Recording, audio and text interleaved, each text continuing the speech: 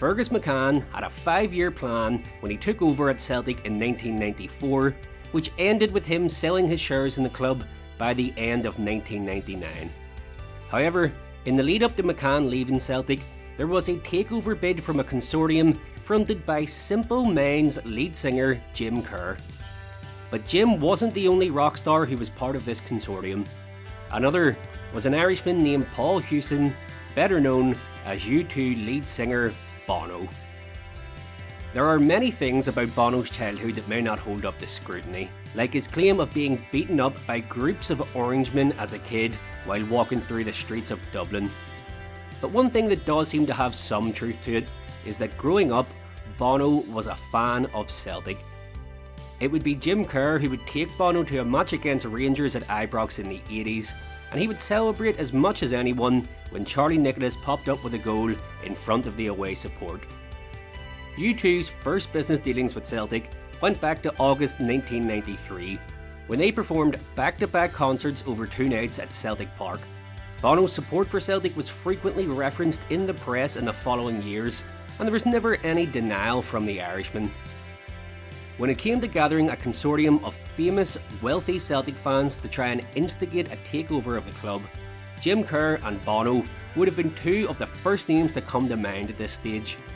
They certainly were for club legend Kenny Dalglish. It was King Kenny who was leading the bid, with some cynically believing he was doing so in order to become the new Celtic manager. Unfortunately for Dalglish, Fergus McCann was resistant to this idea.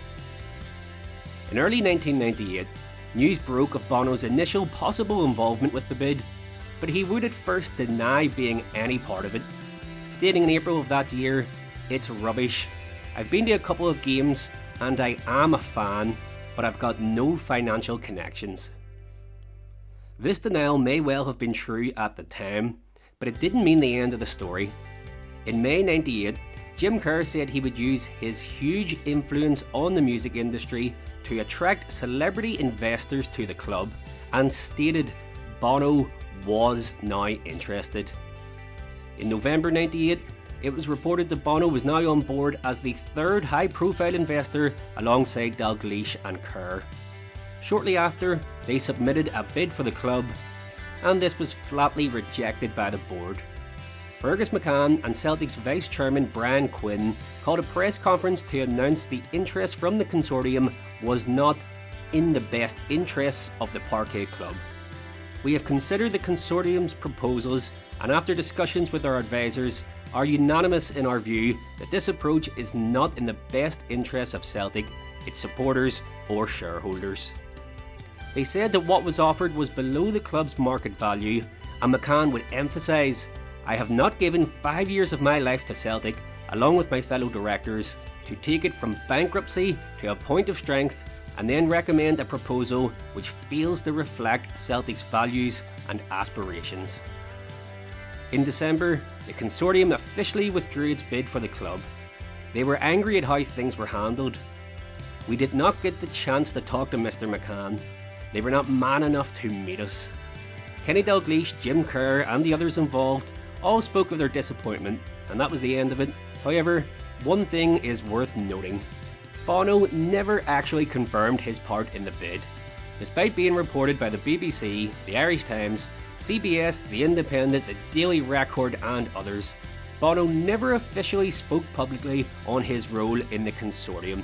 With such wide reporting and a lack of denial from Bono's camp after Jim Kerr did confirm his involvement, it seems highly likely that the U2 star was on board if things had gone to plan and the takeover had gone through. But when it all fell apart, that seemed to mark the end of Bono's affection for Celtic. He no longer speaks publicly of his support for the club, and an entire generation of fans now may not even be aware he was once considered a high-profile supporter. He is at best a divisive figure now, despised by many, who still has a huge fan base of U2 supporters.